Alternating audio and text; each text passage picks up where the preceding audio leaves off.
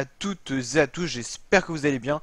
Aujourd'hui pour cette nouvelle vidéo, on se retrouve pour le résumé de la première étape du Critérium du Dauphiné 2020 qu'on va suivre en intégralité. Donc n'hésitez pas à vous abonner à ma chaîne YouTube et à activer la petite cloche des notifications pour pouvoir suivre cette course cycliste sur ma chaîne YouTube. Bien sûr, on suivra également le Tour de France 2020 de cyclisme en intégralité du 29 juillet au 20 septembre. Donc c'est parti pour ce résumé sans plus tarder.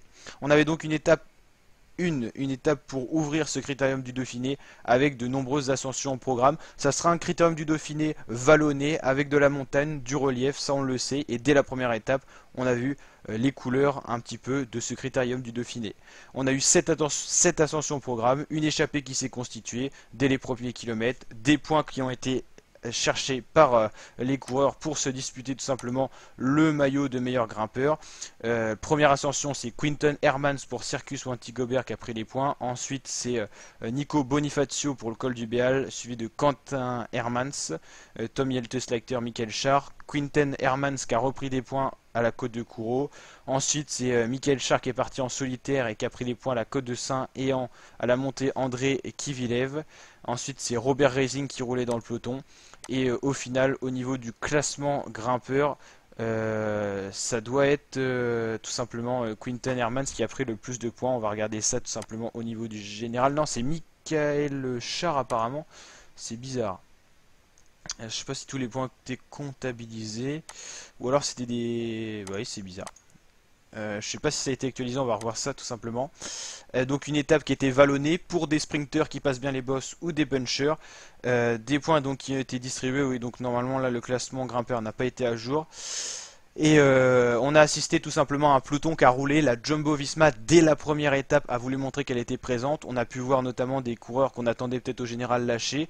C'est le cas de Marc Soler pour la Movistar ou encore de Chris Froome et de Jonathan Castrovero pour la Ineos. Chris Froome, je pense qu'il se préserve. C'est peut-être une stratégie pour pas se montrer trop avant le tour. En tout cas, il n'avait pas les jambes ou en tout cas, il s'est pas donné aujourd'hui dans cette étape. Il ne jouera donc pas le général sur le Dauphiné 2020. On a donc assisté à un groupe massif qui s'est rué vers l'ascension finale pour assister à un sprint entre les plus costauds de l'étape. Beaucoup de sprinters ont été lâchés. Ça a été le cas de Peter Sagan ou encore de d'autres sprinters tels que Nicolo Bonifacio par exemple qui sont présents sur cette course.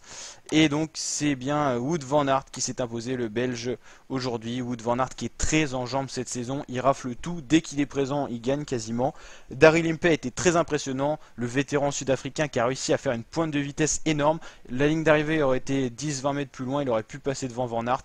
Donc très belle deuxième place en tout cas quand on a été capable de faire ça. Donc Van Aert, Impey qui est pas normalement un sprinter mais qui a une bonne pointe de vitesse. Bernal fait 3 déjà au niveau des leaders, Valverde fait 4. Valverde il a plus sa pointe de vitesse d'antan, hein. C'est dommage parce que lui il aurait été capable il y a encore peut-être 4-5 ans de gagner ce genre de course. Pogacar fait 5, Lutsenko fait 6, Higuita fait 7, Cosnefroy premier français fait 8, Primoz Roglic fait 9, Roglic il a les jambes. Peut-être un pic de forme trop précoce par rapport au Tour de France qu'il veut remporter, je vous le rappelle. 10e Guillaume Martin, 11e Tich Benoît qui avait attaqué notamment dans les derniers kilomètres pour essayer d'aller finir en solitaire. Quintana fait 12, Alaphilippe fait 13, décevant, lui qu'on attendait sur les routes escarpées qui étaient présentes aujourd'hui dans le Dauphiné. 14e Pierre Latour, 15e Barguil, on retrouve encore d'autres leaders, Burman, Bardet, Pinot, Formolo. Ça c'est pour le général, avec déjà Bernal qui se détache un petit peu des favoris avec 4 secondes de modification de prise. C'est donc 4 secondes qu'il a d'avance sur les autres principaux favoris, en considérant que Van Aert et Daryl Impey ne sont pas des favoris bien sûr.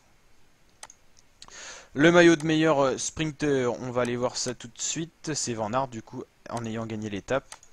Maillot de meilleur grimpeur, je pense pas que ça a été actualisé parce que pour moi c'est Hermans qui serait le maillot de meilleur grimpeur et non Michael Schär comme indiqué ci-dessous. Meilleur jeune c'est donc Egan Bernal et meilleure équipe, bon là c'est encore